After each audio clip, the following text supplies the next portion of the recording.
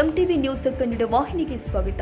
ಹಿಂಡಲಗ ಜೈಲಲ್ಲಿ ಕೈದಿಗಳ ಬಿಂದಾಸಾಗಿ ಜೀವನ ಮಾಡ್ತಾ ಇದ್ದು, ಹೊರಗಡೆ ಇದ್ದ ಹಾಗೆ ಕಾರಾಗೃಹದಲ್ಲಿಯೂ ಐಷಾರಾಮಿ ಜೀವನ ನಡೆಸ್ತಾ ಇರುವ ಪ್ರಕರಣ ಸೋಮವಾರ ಬೆಳಕಿಗೆ ಬಂದಿದೆ.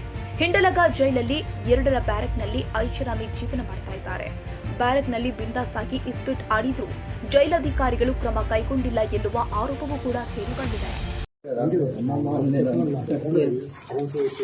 ಅದೇ ನಾ 300-400 ರೂಪಾಯಿ ಹಾಕ್ಸ್ಬೇಕು. ಅದು ಜಾಸ್ತಿ ಇದೆ ಬಿಡಿ. 300 ಎಷ್ಟು ಮೊನ್ನೆ ಆಗ್ತಾಯಿಲ್ಲ, 300 ಚಿಲ್ಲರೆ ಇದೆ. ಖಾಲಿ ಆಗಿದೆ ನೋಡೋದು.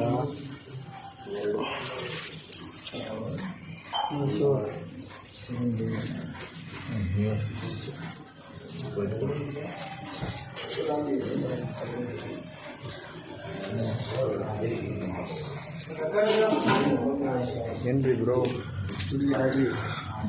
ನಾವು ದುಡ್ಡು ಕೊಟ್ಟರೆ ನಮಗೆ ಹೊರಗಡೆಯಿಂದ ಫೋನ್ 10,000 ರೂಪಾಯ್ದು ಫೋನು, ಸಾದಾ ಕೀಪ್ಯಾಡು ಮತ್ತು 20,000 ರೂಪಾಯ್ದು ಕ್ಯಾಮ್ರಾ ಸೆಟ್ಟು ಮತ್ತು ಗಾಂಜಾ, ಸಿಮ್ ಕಾರ್ಡು ಮತ್ತು ಸರಾಯಿ, ಬಿರಿಯಾನಿ, ಎಣ್ಣೆ, ಕುಟ್ರು ಬಾಟ್ಲಿ ಹೊರಗಡೆಯಿಂದ ಎಲ್ಲವೂ ತಗೊಬಂದು ಕೊಡ್ತಾರೆ.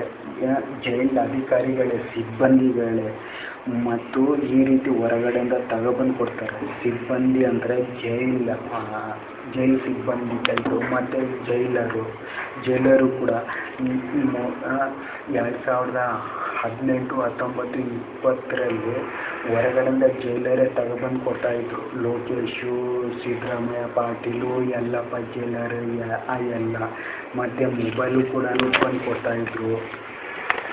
ಮತ್ತು ಆಮೇಲೆ ಹಿಂದೆಲ್ಲ ದುಡ್ಡು ಕೊಟ್ಟರೆ ಏನು ಬೇಕು ಎಲ್ಲವೂ ಸಿಗ್ತವೆ.